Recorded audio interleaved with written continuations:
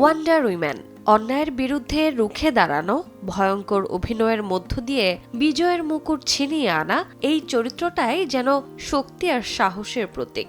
সেই চরিত্রে অভিনয় করে অগণিত দর্শকের হৃদয় জয় করেছিলেন হলিউড তারকা গ্যাল গ্যাডট। কিন্তু বাস্তব জীবনের গল্পটা ছিল অন্যরকম। একসময় তিনি ছিলেন পরাজিতদের একজন।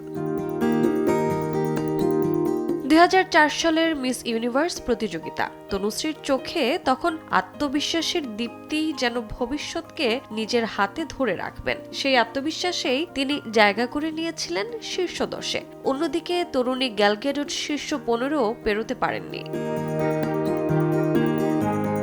পরের বছরগুলোয় গ্যাল গ্যাডট হয়ে উঠলেন শক্তি আর সাহসের প্রতীক। সিনেমার পর্দায় বাজিমাত করলেন ওয়ান্ডার উইমেন হিসেবে। আর তনুশ্রী সেই প্রতিযোগিতায় তাকে এনে দিল বলিউডের দরজা, সাফল্য আর গ্ল্যামারের ভুবন। কিন্তু উজ্জ্বল আলোকে আড়াল করে রেখেছিল এক অন্ধকার গল্প।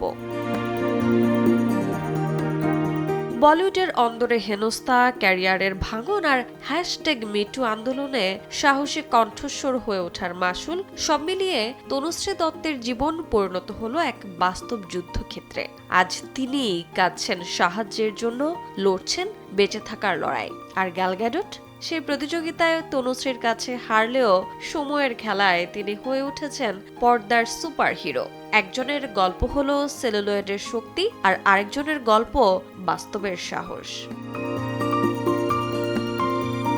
রোজা চৌধুরী, সময় সংবাদ।